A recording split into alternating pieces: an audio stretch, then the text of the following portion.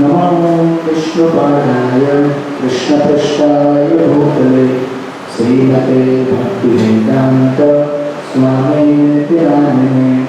नमस्ते सरस्वती देवे गौरवाणी प्रचारिणे निर्विशेष शून्यवादी आशाकलेशकारिणे। जय श्री कृष्ण चैतन्य प्रभु नित्यानंद श्री अद्वैत गदाधर श्रीवासादि गौरभक्तवृंद। हरे कृष्ण कृष्ण कृष्ण हरे हरे हरे राम राम राम हरे हरे। हरे कृष्ण कृष्ण कृष्ण हरे हरे हरे राम राम राम हरे हरे। हरे कृष्ण कृष्ण कृष्ण हरे हरे हरे राम राम राम हरे हरे। थोड़ा सा बड़ा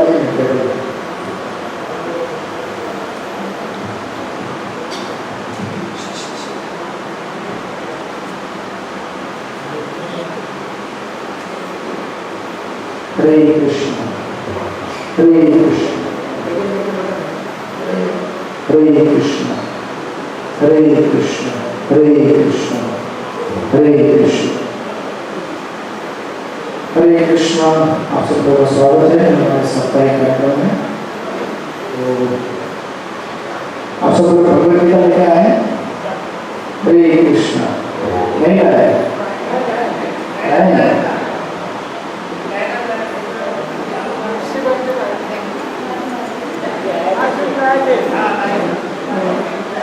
हर हफ्ते लेके आना है।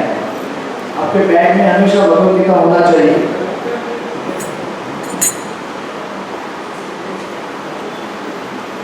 तो जैसे कि मैंने कहा था कि हम लोग शुरुआत के कुछ मिनट श्रीमद् भगवद गीता के ऊपर वर्णन करेंगे और उसके तत्पश्चात हम लोग रामायण की कथा का आस्वादन करेंगे।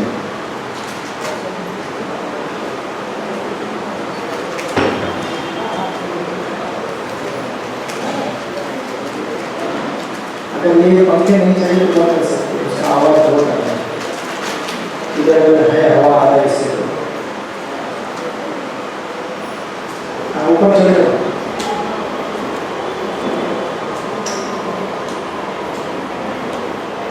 हरे कृष्ण।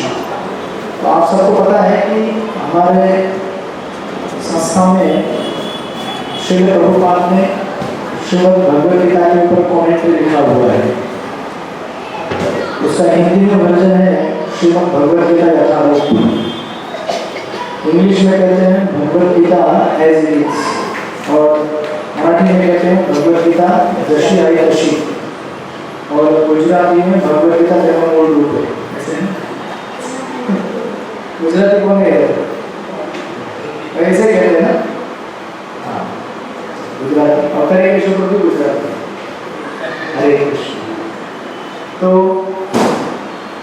श्रीमद् भगवद गीता इसके नाम से ही आपको पता चलता है कि इसमें क्या विषय वस्तु है। भगवद और गीता ये दो शब्दों से बना हुआ ये नाम है। भगवद यानी कि भगवान, गीता यानी कि गीत। जो गीत भगवान ने गाया है उसे कहते हैं भगवद गीता। तो भगवान कभी भी कोई गीत जब गाते हैं तो कोई साधारण गीत नहीं होता वो।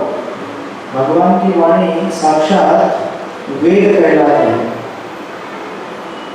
और ये इसलिए क्योंकि भगवान की वाणी एक सामान्य पुरुष की तरह 4 दोषों से युक्त नहीं होती है।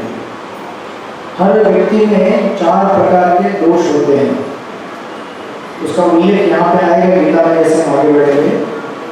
बट जस्ट ये ध्यान में रखें कि हम लोग शास्त्र क्यों पढ़ते हैं। शास्त्र इसलिए पढ़े जाते हैं क्योंकि हम इस संसार में मूर्ख हैं। ये बात जिसने स्वीकार कर ली वो भगवत गीता पढ़ने के लिए तैयार हो जाएगा। आप ये बात मानते हैं कि नहीं मानते हैं? हम लोग मूर्ख है कि नहीं? बोलिए, हम लोग मूर्ख है।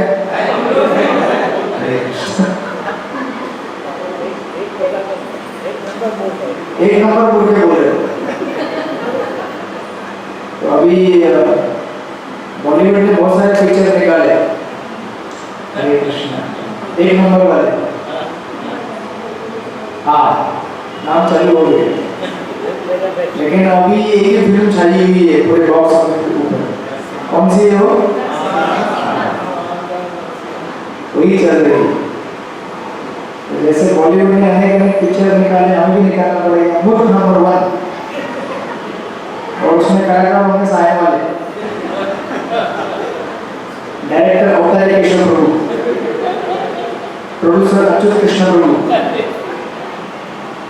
हरे Krishna. Dialogue by Vinod Prabhu and Geeta Mata ji. किधर गए हो? आए नहीं लगता है। Script writing Hare Krishna. देवी भरत माता जी 16 माला चालू कर दिया माता जी ने। हरे कृष्ण। माता जी ने एक ऑडियो भेजा था मुझे, आपको भेजूंगा बाद में। तो जब से 16 माला कर रही हो तब से एक नई दुनिया का प्रारंभ हुआ है। तो हमारा एक जपा ग्रुप मैंने आपको कहा था। तो दूसरे एक माता जी आई नहीं, आशा राय माता जी, उनको माता जी को मैंने ग्रुप में ऐड कर दिया था। माता जी 16 नाम चालू कर दिए। कब हो गया ना? 2 हफ्ता हो गया। 2 हफ्ते से 16 माला कर रही है। तो आपके मेंटल सिस्टम है कि नहीं? अभी मेंटल सिस्टम में जा सकते हैं आप ओवर क्वालिफाइड हो गए। इसे क्वालिफिकेशन 4 माला कहता है। तो जपा करने के लिए सत्संग चाहिए, बराबर है? सत्संग रहेगा तो जपा होता है। तो एक हमारा अलग से जपा ग्रुप है, उसमें किसी को भी ऐड होना होगा मुझे बोलिएगा, आपको ऐड कर देंगे हमारे। है जी? नहीं, वो टाइम तो है जूम का, सुबह 4:30 बजे में चालू कर देता हूँ, 8:30 बजे तक चलता है वो। जो आते जाते लोग, उसमें कोई ये नहीं रहता है।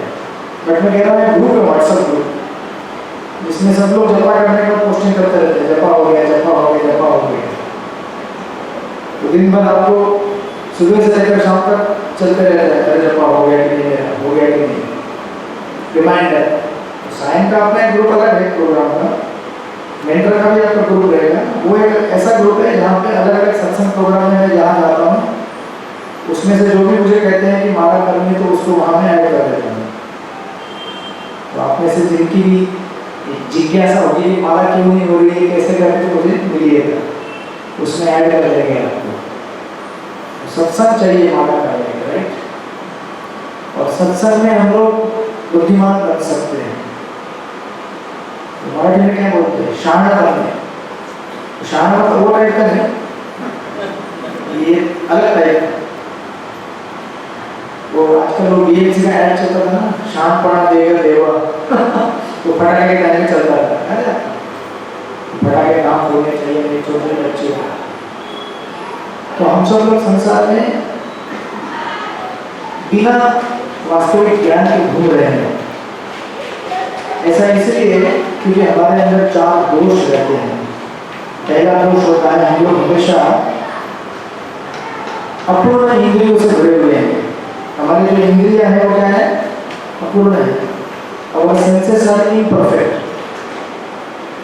सूरज को देखते हैं, बोलते हैं ये छोटा सा गोला है, बराबर है? ऐसे देखे तो गोला दिखता है ना,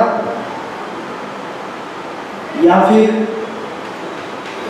जो चीज जैसे दिखनी चाहिए वैसे दिखती नहीं है, इसलिए वो क्या कौन सी भक्ति शास्त्री वाले आंसर नहीं कर रहे।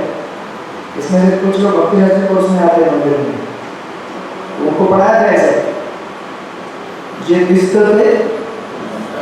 हाँ आगे हम सब लोग फंसे हुए हैं ना। वो वैकुंठ जगत से जैसा दिखा था वैसा तो यहाँ पे आने के बाद लग नहीं रहा है। ऐसा लगा था शायद भगवान से दूर रह के यहाँ पे आनंद प्राप्त होगा, लेकिन यहाँ पे ऐसा नहीं है। आनंद रहेगा 1 मिलीग्राम और दुख 1 टन, इतना उसका रेशियो है। तो 1 मिलीग्राम का आनंद लेने के लिए लोग यहाँ पे आए, लेकिन पता चला ये तो बहुत बड़ा धोखा हो गया, क्योंकि हमारी जो इंद्रिय है वो क्या है, अपूर्ण है। इन अपूर्ण इंद्रिय की वजह से हम लोग हमेशा भ्रम में रहते हैं, क्योंकि अंदर इल्यूजन। भ्रम में रहना मतलब वास्तविकता को ना जानना, इसको कहते हैं भ्रम में रहना। और भ्रम में रहने की वजह से हम लोग गलतियां कर बैठते हैं, मिस्टेक करते हैं। जैसे देखते हैं रस्सी को लेकिन समझ बैठते हैं सांप, होता है ऐसा? नहीं हुआ ऐसा? अंधेरे में अगर आप किसी रस्सी को देखें, सांप नहीं है, रस्सी है। और कभी कभी वास्तविक सांप रहेगा तो बोलते रस्सी है। तो एग्जैक्टली जैसा दिखना चाहिए वैसे नहीं दिखता, उसका एग्जैक्ट अपोजिट दिखता है। इसीलिए हम हमेशा गलतियां करते हैं, और इन गलतियों को छुपाने के लिए हम लोग फिर चीटिंग करते हैं। तो ये 4 दोष हमारे अंदर है। तो शुरुआत होती है अपूर्ण इंद्रियों से, इम्परफेक्ट सेंसेस, जिसकी वजह से हम लोग भ्रम में रहते हैं। भ्रम में रहने की वजह से गलतियां करते हैं, और गलतियों को कवर करने के लिए हम लोग चीटिंग कर देते हैं। ऐसा मैंने किधर कहा, सुना क्या आपने? ऐसे बोलते हैं लोग, कब सुना आपने? तो इसलिए आजकल प्रूफ रखना पड़ता है, ईमेल में प्रूफ, व्हाट्सएप में प्रूफ, कोई साइन किया हुआ प्रूफ, ये सब डॉक्यूमेंटेड प्रूफ ना हो तो लोग ऐसे आपको मतलब गिनती नहीं है। तो ये 4 दोष होते हैं, इसका विस्तार से वर्णन बाद में आएगा। इन 4 दोषों के होते हुए मनुष्य कभी भी कोई किसी को ज्ञान ठीक से नहीं दे सकता। इसलिए हम लोग जब भी ज्ञान लेने की या देने की बात आती है तो अपने से नहीं देते, शास्त्रों के माध्यम से देते हैं। इसलिए हमारे जीवन के जितने भी सिद्धांत हैं, हमारा जो जीवन पद्धति है या हमारे विचार है, इनको एक पैसे का कीमत तब तक नहीं है जब तक ये शास्त्र के ऊपर आधारित ना हो, जब तक ये गुरु के वाणी और आचार्यों के विचार के ऊपर आधारित ना हो। नहीं तो कोई भी कुछ भी कह सकता है, मेरे विचार से ऐसा होना चाहिए, मेरे विचार से ऐसा होना चाहिए। आपके विचार से तो बहुत कुछ होना चाहिए, राइट? लेकिन क्या उससे आपको लाभ होगा? ये बहुत बड़ा प्रश्न है। उससे आपको लाभ होगा और दूसरों को भी लाभ होगा क्या? इसलिए प्रहलाद महाराज सप्तम स्कंद में कहते हैं, जब नरसिंह भगवान, आपने देखा ये मूवी, सबने देख लिया कि नहीं देख लिया? कौन छूट गया? महाअवतार नरसिंह नहीं देखा है, हाथ ऊपर कीजिए। इन सबको कड़क सजा मिलेगी। हाँ जी, जो भी हो आप अपना टाइम मैच कीजिए। वो मुझे नहीं पता है, जिन्होंने मूवी नहीं देखा है उनको अवतार किशोर को अगले प्रोग्राम के लिए स्पॉन्सरशिप मिलो सबसे अधिक। प्रसाद स्पॉन्सरशिप आपको रेडी कर देता हूँ। टिकट नहीं मिल रहा है, सब मिलेगा। अभी भी चल रही है थिएटर में मूवी। कोई बात नहीं, उधर कोई बात नहीं, सीएसटी में आइए, उधर मेट्रो में आइए। अरे बाबा आपने, अच्छा आप हनीमून के लिए कहाँ गए बताइए? घूमने के लिए कभी गए नहीं कहीं पे? किधर किधर गए बताइए? उज्जैन गए, गुजरात, कच्छ, फिर कच्छ? कच्छ तो हमारा काफी है। अच्छा कच्छ का। नहीं कहीं ऐसा दूसरा कहीं घूमने गए नहीं क्या? कुल्लू मनाली का? नहीं तो कहीं ना कहीं तो गए ना, लेकिन गए, बहुत गए। बहुत गए तो बहुत सारे नाम भी बताए। तो हम लोग बहुत सारी चीजों के लिए कहाँ कहाँ घूमे हैं। ये बहुत अच्छी प्रस्तुति है। ये प्रभुपाद के पुस्तकों के माध्यम पर लिखी हुई बनाई गई सिनेमा है। इसको आप देखने से वंचित रह गए तो आप इस सदी का सबसे बड़ा जो डिजिटल आविष्कार जो है ना अध्यात्म का, उसको आप मिस कर जाएंगे, क्योंकि ये मोबाइल में देखने से आपको उसका इफेक्ट नहीं मिलेगा। जो नरसिंह लीला वास्तव में हुई है, भगवान नरसिंह कैसे हिरण्यकशिपु का पेट फाड़ दिए, कैसे उसका वध किए, ये सब आपको जब साक्षात ऐसा लाइव बड़े स्क्रीन पर देखेंगे तभी उसका इफेक्ट मिलेगा। हाँ। तो अभी अगले हफ्ते जाना है, ये संडे को या सैटरडे को, अभी प्लानिंग कीजिए, अगले हफ्ते फिर पूछूंगा। और अगले हफ्ते तक नहीं गए होंगे तो फाइन। हरे कृष्ण।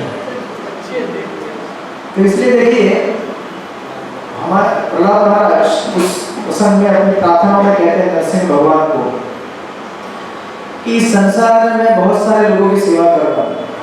हम सब सेवा कर रहे हैं ना? सेवा नहीं कर रहे? सबकी सेवा कर रहे हैं ना? तो हम सेवा दे रहे हैं ये सोचकर कि सामने वाला खुश हो जाएगा, और अगर वो खुश हो जाएगा तो मैं भी खुश हो जाऊंगा। लेकिन प्रहलाद महाराज कहते हैं जिनको मैं सेवा दे रहा हूँ ना तो वो खुश हो रहा है ना मैं खुश हो रहा हूँ। अब आप बोलेंगे ऐसे कैसे प्रभु जी, आप क्या झूठ बोल रहे हैं, आपको क्या पता? सेवा तो हम दे रहे हैं, हम ले रहे हैं। तो अभी आपका मंथन आप कीजिएगा और निष्कर्ष निकालिएगा कि जीवन की वास्तविकता क्या है। हम संसार में अनेक लोगों को सेवा देने की कोशिश कर रहे हैं, ये सोचकर कि उसमें से प्रसन्नता मिलेगी, लेकिन इसका उल्टा ही परिणाम हमको मिल रहा है। कहने का मतलब ये नहीं कि कल से सेवा बंद कर देना, घर में जाकर क्लास से सेवा बंद, हमें क्लास में पढ़ाया गया था, ऐसे नहीं। अभी एक बार कॉन्ट्रैक्ट में चले गए हैं तो कॉन्ट्रैक्ट पूरा करना पड़ेगा, उसमें से बाहर विड्रॉ नहीं कर सकते। लेकिन अभी अगले जन्म का नया कॉन्ट्रैक्ट बनाने का पहले आपको आगाह किया जा रहा है। भौतिक दुनिया के साथ कॉन्ट्रैक्ट बनाना है कि नहीं बनाना है सीख लो, राइट? तो इसीलिए शास्त्र हमें पढ़ने जरूरी होते हैं ताकि हमें जो जीवन की वास्तविकता है उससे हम परिचित हो। और इसीलिए भगवद गीता प्रभुपाद ने जो लिखी उसका नाम लिखा भगवद गीता यथारूप। मतलब जैसे भगवान कृष्ण ने बोली है वैसे के वैसे श्रील प्रभुपाद ने इसको प्रस्तुत किया। बिल्कुल इसमें छेड़खानी नहीं की, कहीं भी तोड़ मरोड़ के किसी बात को नया लिखा नहीं। और इसीलिए ये जो भगवद गीता है ये पूरी दुनिया में इतनी प्रचलित है, इतनी प्रसिद्ध है। आप किसी को भी पूछिएगा, आपने भी इस्कॉन में आने के पहले ऐसे कई किताबें पढ़ेंगे, गीता पढ़ेंगे, लेकिन ये जब गीता पढ़ेंगे तो इसका एक अलग चार्म है, एक अलग इफेक्ट है। तो इसलिए हम लोग इसको थोड़ा थोड़ा जितना भी हो सकेगा हम देखने की कोशिश करेंगे। अब आज तो आप लोग गीता लेके आए नहीं है, अच्छा लाए हैं। जो लोग नहीं लाए हैं उनको लगता है कि बहुत वजन है, बहुत वजन है गीता का, बहुत वजन है नहीं है तो लेके आइए। हाँ जी, मानसिक वजन है।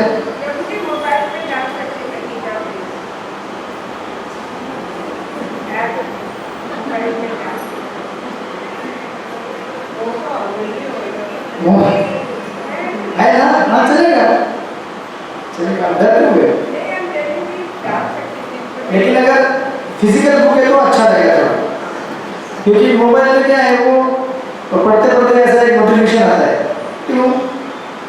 व्हाट्सएप, फेसबुक, इंस्टाग्राम, यूट्यूब, जो देखता है देख लो थोड़ा सा क्या है, बस ओके, उसको देखते देखते देखिए रह जाता है।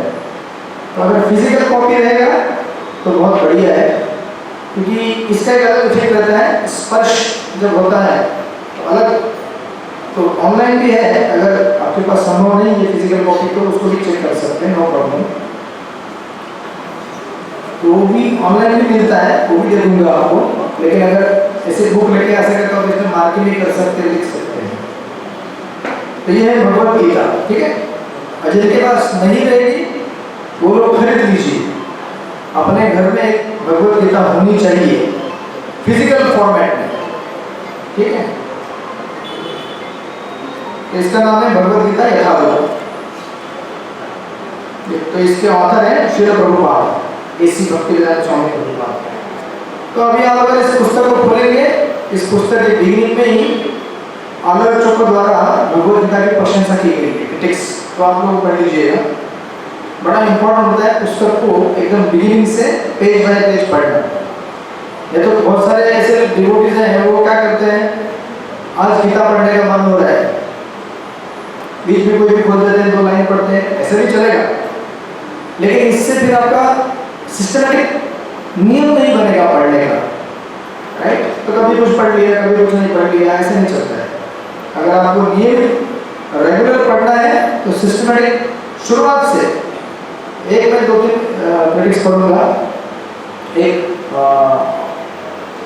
ये फ्रैंकलिन तथा मार्शल कॉलेज के रिलीजियस स्टडी के हेड है, उन्होंने लिखा है अपने प्रभुपाद की गीता के ऊपर उसका प्रशंसा करते हुए, कहते हैं इसमें तनिक भी संदेह नहीं है कि यह संस्करण गीता तथा भक्ति के विषय में प्राप्त समस्त ग्रंथों में सर्वश्रेष्ठ है।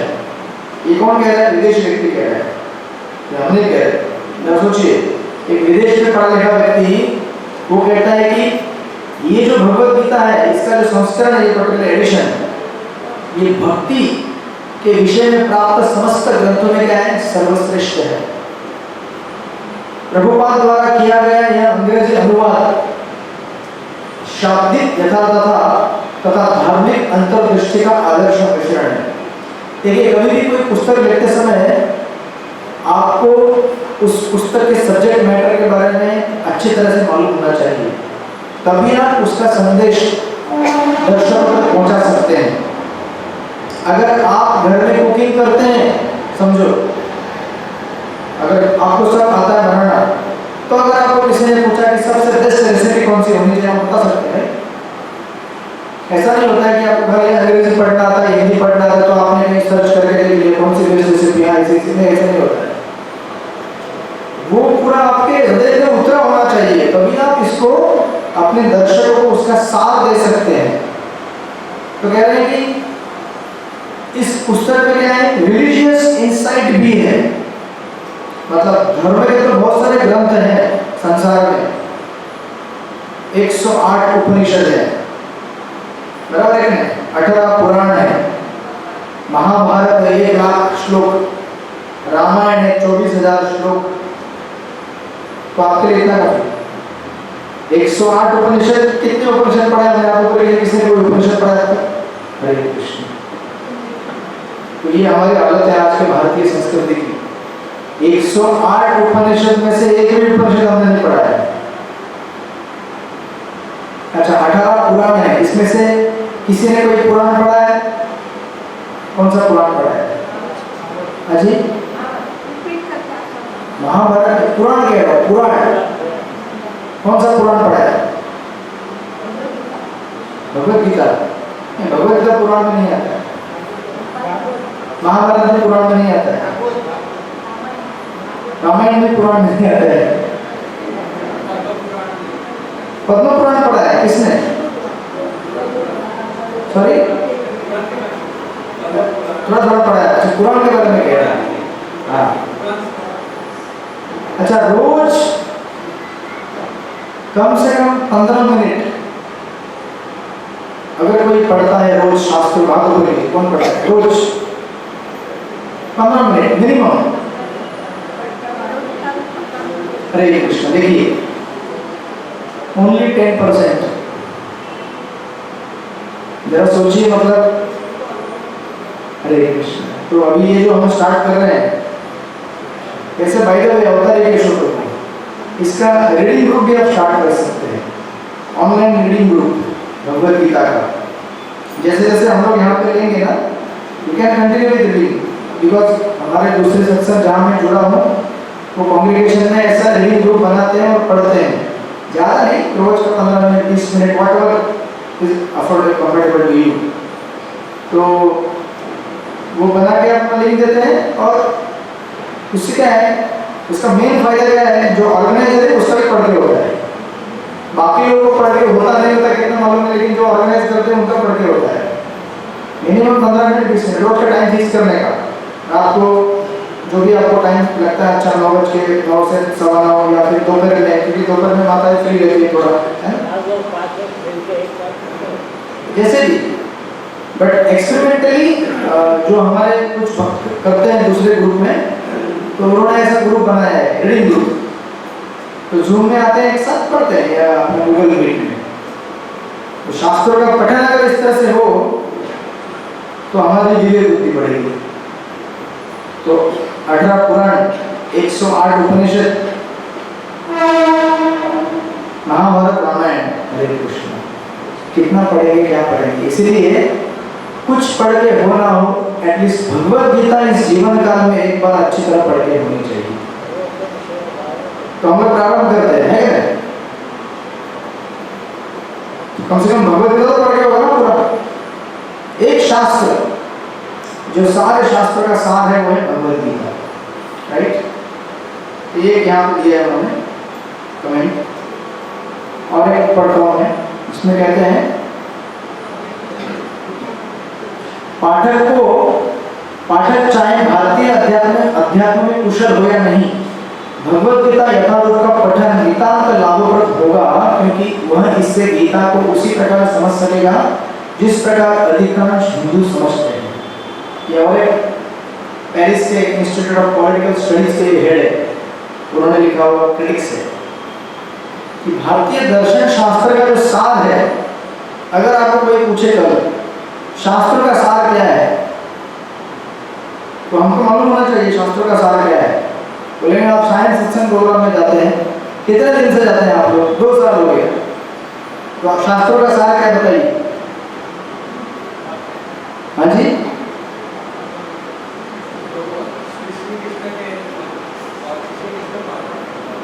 श्री कृष्ण को अर्पण करना, अपने आप को अर्पित करना,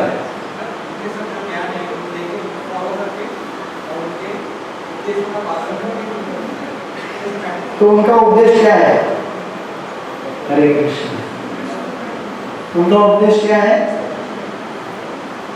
अब यही हमको अभ्यास करना है। तो इसका परीक्षा में लिखा जाएगा, और जो फेल होगा उसको सजा मिलेगी, और एग्जाम में एकदम जबरदस्त होगा, ऑनलाइन, आई मीन से सामने सामने होगा, ऐसे प्रश्न पूछा जाएगा, हाँ आप बताइए, हाँ आप बताइए, तो ये डेंजर हो गया क्लास आज का, गायब हो जाते हैं क्लास में से आदमी, ये अपने असली रूप में आगे लगता है, नरसिंह महाअवतार रूप में। हरे कृष्ण। और एक ऑथर लिख रहे हैं, भगवत गीता यथारूप अत्यंत गंभीर तथा सशक्त अनुभूति से युक्त अति उत्तम व्याख्यायित ग्रंथ है।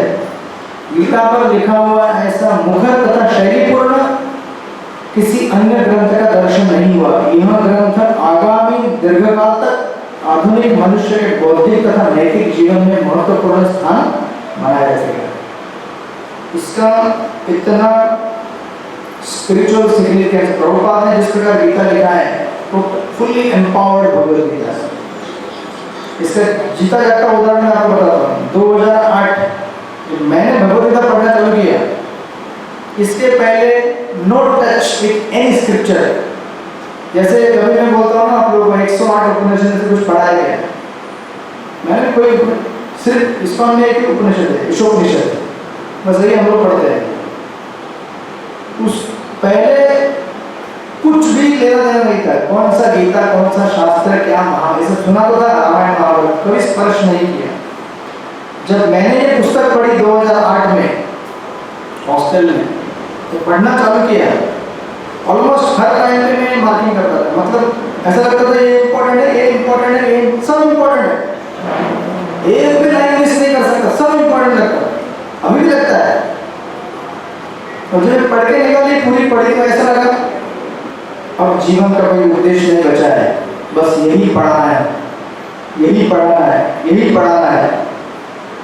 और मुझे जो भी मिलता था मैं उसको ही बोलता था, भगवद गीता में ये लिखा है, वो लिखा है। जो मेरा मित्र था, अभी भी है, स्कूल का बचपन का एकदम क्या बोलते हैं लंगोटिया, मतलब ऐसे छोटे छोटे हम लोग तब से बड़े हुए हैं, स्कूल कॉलेज तक हम लोग गए, बाद में कॉलेज में जाने के बाद उसने अपना दिशा ले लिया, मैंने अपना दिशा ले लिया।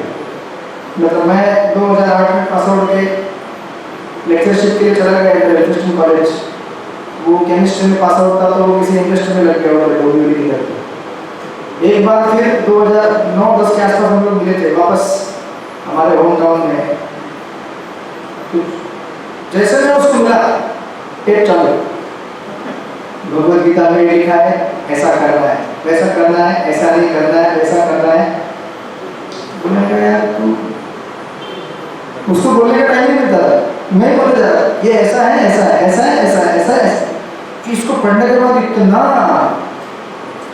हृदय से उत्कंठता निकलता है कि इसको देना चाहिए करके लोगों। तो वो व्यक्ति सोचने लगा यार तू अभी मेरे को गीता ही बोलेगा क्या खाली? बोला प्रभु ये गीता। फिर एक हफ्ते तक मैंने उसको सुन, मतलब जब भी मिलते थे सिर्फ गीता के ऊपर चर्चा होता था।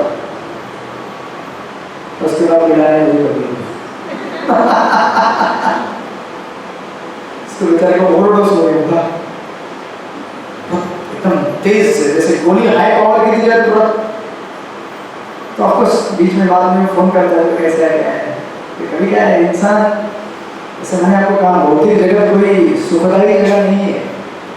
आप कितने भी संसार में सुख प्राप्त करने के लिए सुविधाओं को अरेंज कर ले, समय एक ऐसा आता है कि आपको फ्रस्ट्रेशन आना ही है। जगत को ऐसे रचा है भगवान ने, अभी सब कुछ अच्छा है, दूसरे क्षण में बिगड़ जाएगा। आप कैसे आ जाए? अभी इधर रहते साइन में, हमारे दूसरे संडे ग्रुप की माता टेम्पल। हरे कृष्ण, पुष्पा माता जी, वेलकम कीजिए माता जी। हरि बोल। आप भी गुजराती है, गुजराती काफी लोग गणेश मनाते हैं, एक्सपर्ट है गुजराती लोग।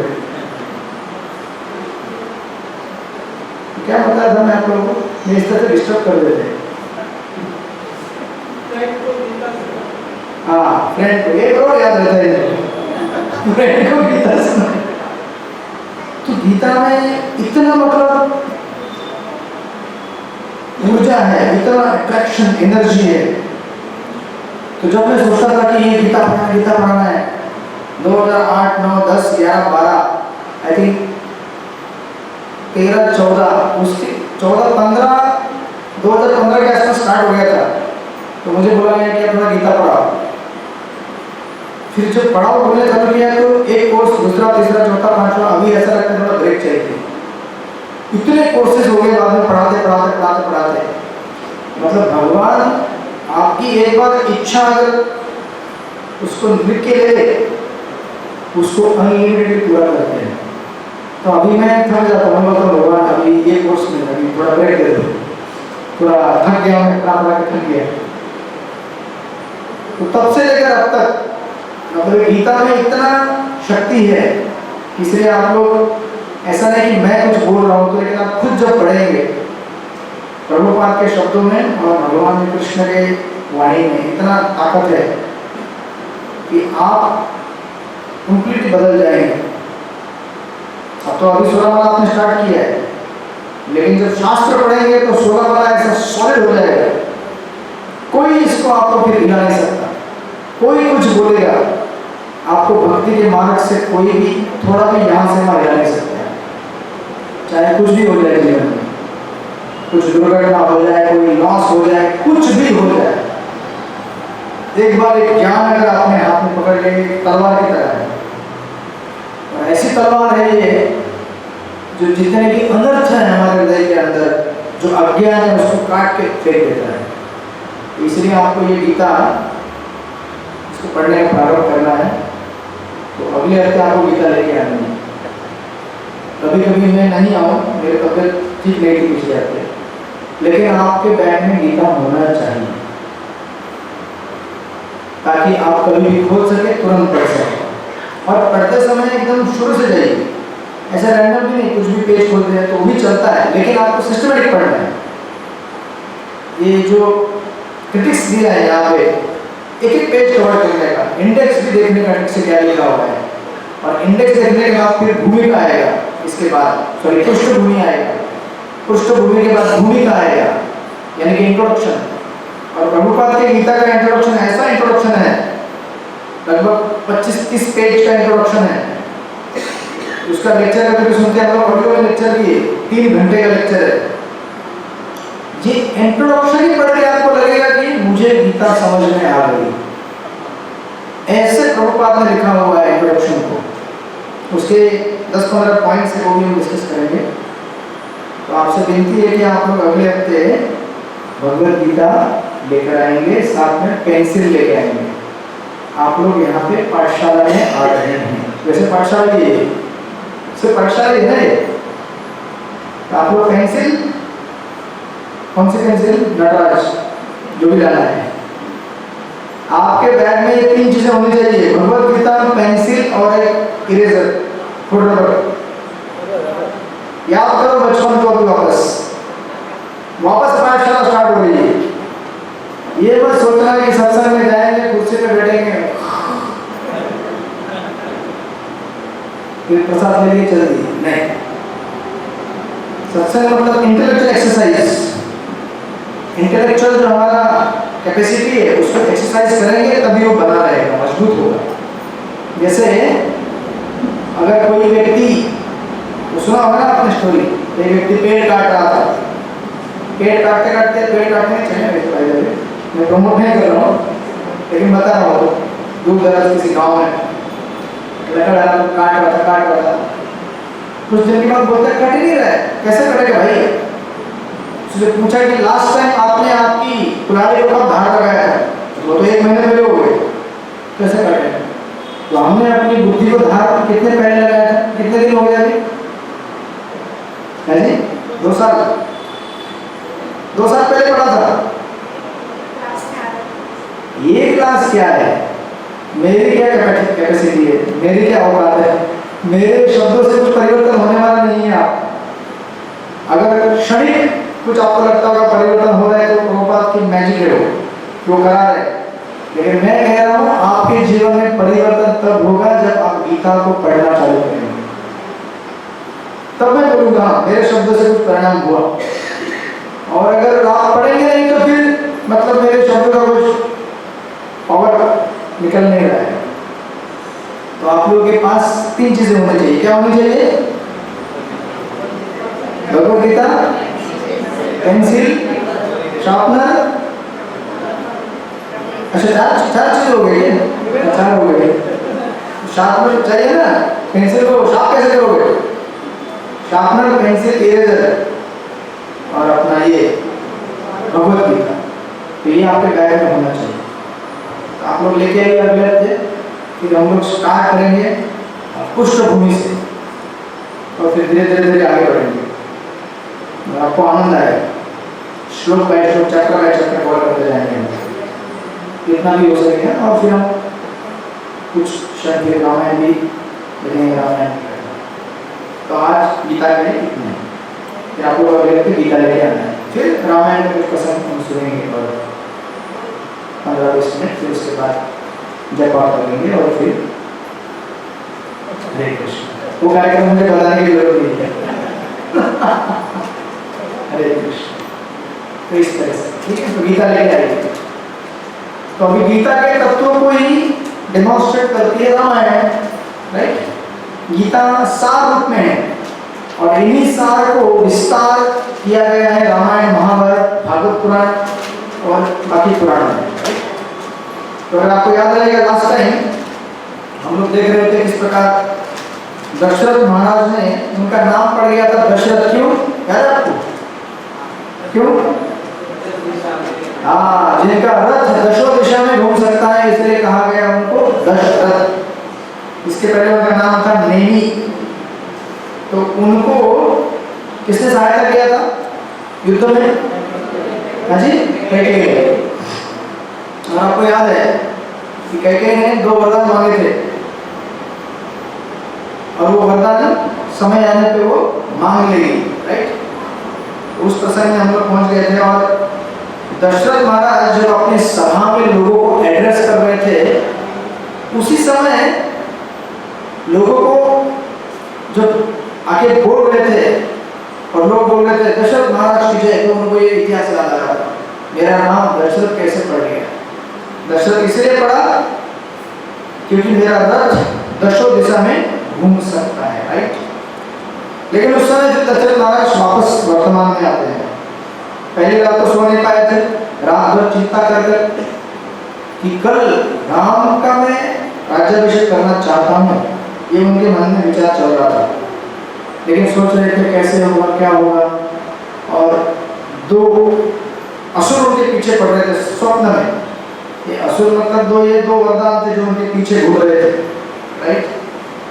तो जब अपनी प्रजा सामने बैठी थी, दूसरे दिन सुबह जो प्रजा के सामने आए, प्रजा को एड्रेस करने लगे, तो कहने लगे एकदम अपने आप को संभाला, ठीक से टाई, मतलब जो टाई तो नहीं था अपना जो भी रहेगा बस उसको ठीक किया, तो एकदम हाँ राजा की तरह बोलने लगे कि मेरे नागरिकों, अयोध्या के राजा थे, तो बोलने लगे कि अयोध्या एक ऐसा भूमि है, ऐसा राज्य है जो बलिदान के तत्वों से बना हुआ है। तो कोई भी जगह है, कोई भी अभी सत्संग प्रोग्राम में कुछ लोगों के बलिदान से बना हुआ है। इसके पहले यहाँ पे बहुत बड़े बड़े लोग आके जा चुके हैं, कथा कर चुके हैं, सत्संग को संभाल चुके हैं। उन्होंने अपना समय, अपनी शक्ति, अपना धन, कभी कभी अपना सुख त्याग कर रहे इस प्रोग्राम में यहाँ तक लेके आए। अभी भी लोग है कुछ सेवा कर रहे हैं, त्याग कर रहे हैं, और आप प्रजा के रूप में आप भी त्याग कर रहे हैं। क्या त्याग कर रहे हैं? अपना समय जो जहाँ पे बिता सकते थे उसको त्याग करके यहाँ पे आ रहे हैं। तो दशरथ महाराज कहते हैं Ayodhya thrives on the principle of sacrifice. कोई भी देश, राज्य, घर, परिवार ये त्याग और बलिदान से ही बनता है। आप अगर घर में त्याग और बलिदान ना लेके आए तो आपका घर नहीं बन सकता। तो एक माता त्याग करती है ना, अपने नींद का त्याग करती है, अपने भोजन का त्याग करती है, अपने सुख का त्याग करती है, कभी कभी उसे दुख भी होता है वो भी सह लेती है। और आप लोग क्या त्याग करते हैं? आप लोग बहुत त्याग करते हैं। ऑफिस में जाते हैं तो कुछ सुनना पड़ता है किसी का, चुपचाप सुन लेते हैं। कोई अगर बोल दे ठीक है कल से जॉब पे नहीं आऊंगा मैं, ऐसा नहीं बोलते ना, क्योंकि आपको पता होता है घर पे कोई इंतजार कर रहा है, इस महीने की पेमेंट लेके जानी है। तो जोश में आके आप लोग अपना होश नहीं खो बैठते हैं। बोले आपका ये स्वभाव है, हमारा पुरुष का स्वभाव ऐसा रहता है, बहुत हो गया अभी नहीं आऊंगा आपके जॉब पे कल से। आप सोचते नहीं, तो क्या करना पड़ता है, मेहनत करनी पड़ती है। ऐसा नहीं होता कि अभी दोपहर में लंच बॉक्स खोल दिया तो गरम गरम सब कुछ प्रसाद नहीं, ऐसा होता है। ठंडा ठंडा प्रसाद खाना पड़ता है। हरे कृष्ण, आप लोग गरम खाते घर पे तो मिला जुला त्याग है ना, कुछ त्याग आपको करना पड़ता है, कुछ त्याग उनको करना पड़ता है। तो दशरथ महाराज कह रहे हैं कि अयोध्या त्याग से बना हुआ है। तो कहते हैं एक विद्यार्थी स्पेशली गुरुकुल के टाइम में अपने लिए नहीं जीता है बल्कि अपने गुरु के लिए जीता है, राइट? एक विद्यार्थी, एक पति अपने पत्नी की सेवा के लिए त्याग करता है बहुत सारी सुख सुविधाओं का। एक राजा एक राज्य की सेवा करता है और राज्य देश की सेवा करता है, राइट? और देश क्यों, देश की क्या जरूरत है, देश क्यों टिका हुआ है और किस लिए है, ताकि वो धर्म की रक्षा कर सके। आप समझे नहीं ये कैसे चालू होता है। यहाँ से जो प्रजा है वो किसकी सेवा करती है, एक राज्य की सेवा करती है, राज्य एक देश की सेवा करता है और देश किसकी सेवा करता है, धर्म की। तो अंतिम उद्देश्य चाहे वो एक गृहिणी हो या पति हो या बच्चा हो या कोई नागरिक हो, हम सब अल्टीमेटली धर्म के रास्ते पे चलने के लिए एक दूसरे को पकड़ के साथ में चल रहे हैं। अदरवाइज फिर साथ में चलने की क्या जरूरत है। अगर धर्म के रास्ते पे नहीं चल रहा है तो किधर भी रहो ना रास्ते पे, कुत्ते बिल्ली की तरह रहो, कुछ भी खाओ, कुछ लेना देना नहीं, ऐसा तो नहीं होता। हम सब लोग एक सिविलाइज सोसाइटी में रहते हैं, परिवार में रहते हैं, एक सिस्टम से काम करते हैं, सब जगह पे नियम बनाए गए हैं, ऑफिस के नियम है, घर के नियम है, सब जगह सब कुछ सिस्टमेटिकली सेट किया गया है ताकि अल्टीमेटली हम सब लोग एक अच्छे वातावरण में रह के धर्म का अभ्यास कर सके। तो आप ये मत सोचिए कि पूर्व जमाने में जितने बड़े बड़े चक्रवर्ती सम्राट राजा हो गए, उन्होंने जो बलिदान दिया, जैसे छत्रपति शिवाजी महाराज है, उन्होंने बलिदान दिया, किसने बलिदान दिया, सर राणा प्रताप है। क्या जरूरत थी उनको। आप जानते हैं जौहर, जौहर सुना है कभी, क्या होता है जौहर। जब पति मर गया, वीर गति प्राप्त हो गई पति को युद्ध भूमि में, राजपूत लोगों में देखा गया, तो सारी पत्नी क्या करती है, अग्निकुंड में अपने आप को कूद के जान देती है। समझते हैं क्या चीज है। और आजकल तो खाली एक अगर कोई टिप्पणी कर दे लिविंग रिलेशनशिप बस, हरे कृष्ण, बस हो गया। सहन नहीं होता लोगों को। अगर थोड़ा बोल दिया जाए अच्छी तरह बोल, क्या हमको बोल रहे हैं आप होते कौन है हमको बोलने वाले, ये हालत है। अगर हम लोग शास्त्रों से मार्गदर्शित नहीं रहेंगे तो हम तो कहेंगे सही बोल रहे हैं, सही बोल रही हो, क्या उसको अधिकार है हमको बोलने का। देख रहे हैं आप लोग समाज में क्या हो रहा है, किस तरह से अधोगति हो रही है लोगों की। तो इसीलिए हम ये ना भूले कि इतना जो बलिदान इतने लोगों ने दिया है, इसीलिए ताकि हम भगवान के नाम का जाप कर सके। हरे कृष्ण कृष्ण कृष्ण हरे हरे, हरे राम राम राम हरे हरे। इतने बड़े बड़े जो आपने वो छावा मूवी में देखा होगा ना, जब रिलीज हुई थी तो छत्रपति संभाजी महाराज की, इतना टॉर्चर 40 दिन का कौन सह सकता है।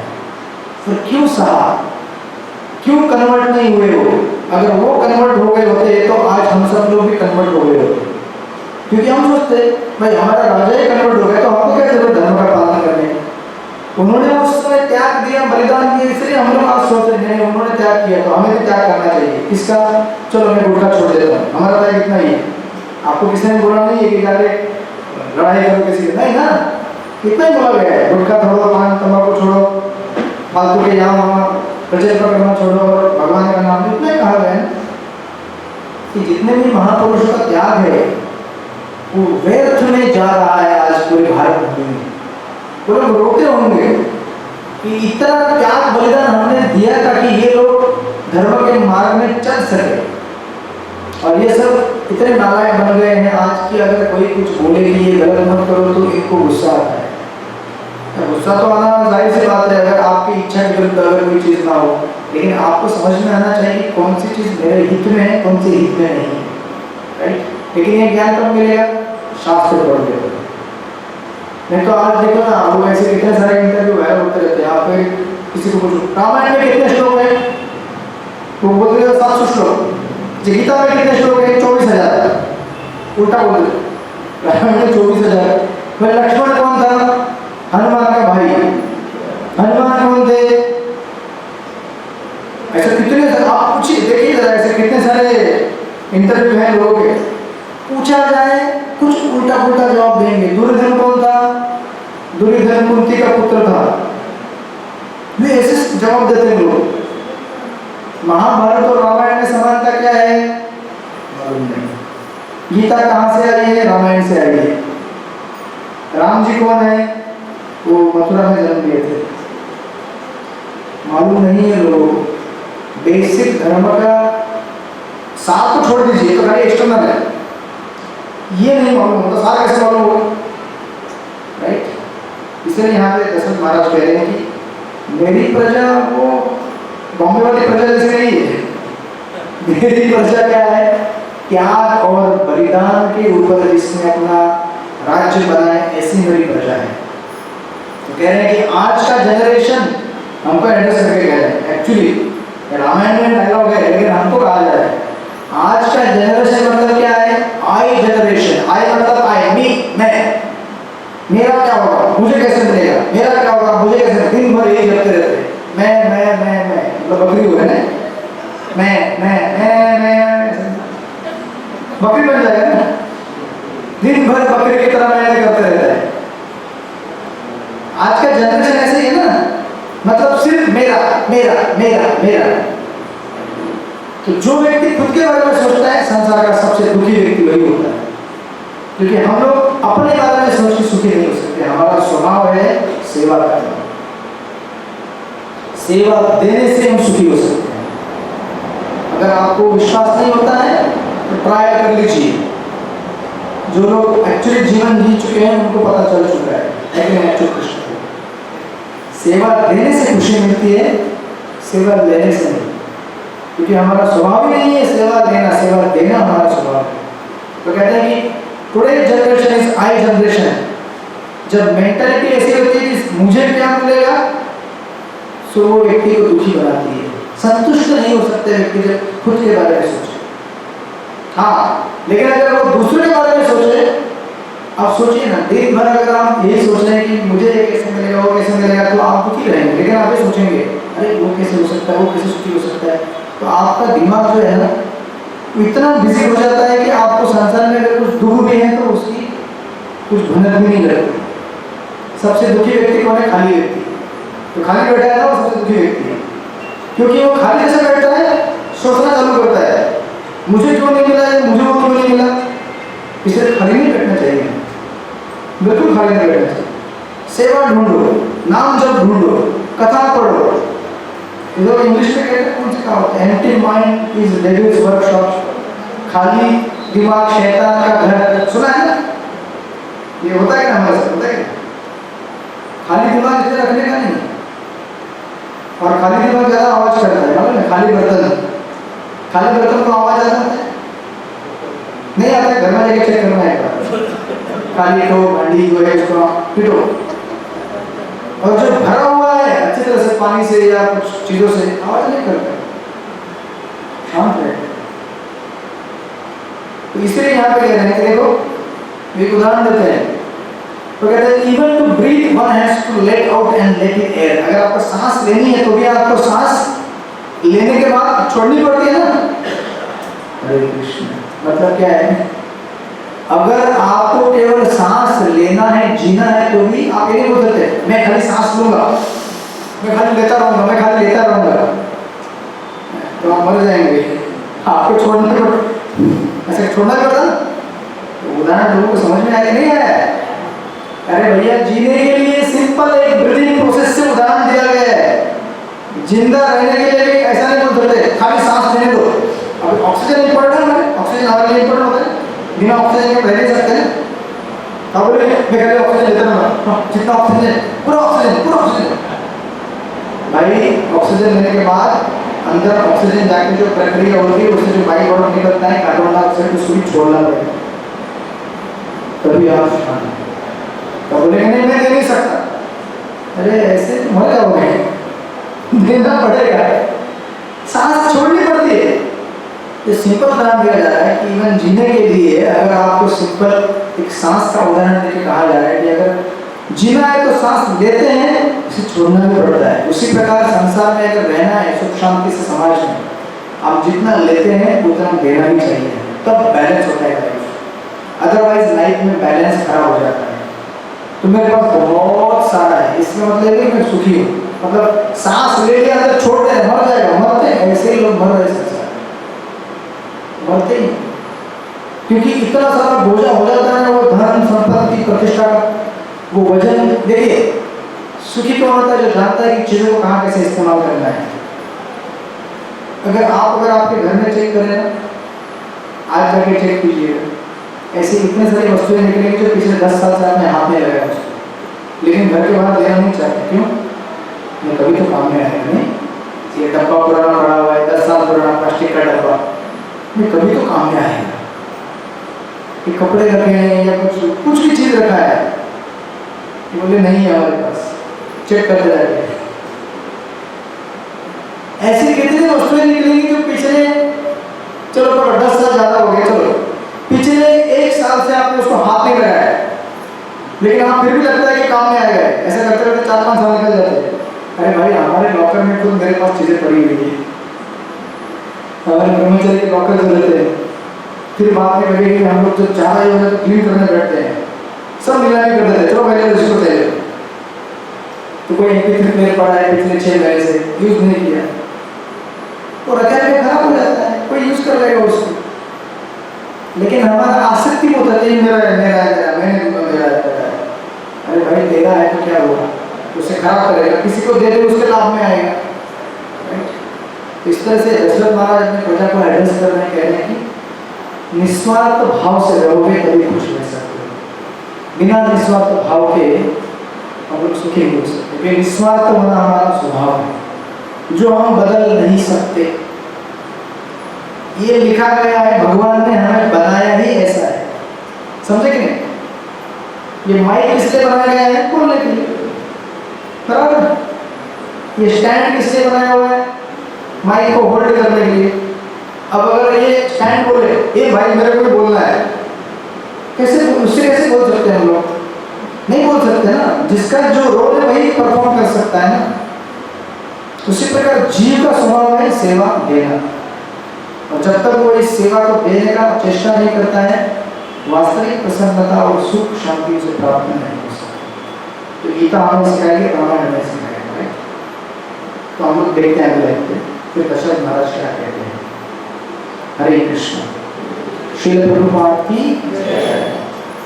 हम लोग भी भगवान का नाम करेंगे और फिर उसके पश्चात कुछ सूचनाएं होंगी और फिर आपको प्रसारण प्राप्त होगा। श्रील प्रभुपाद की आप सबके पास जयमाला है।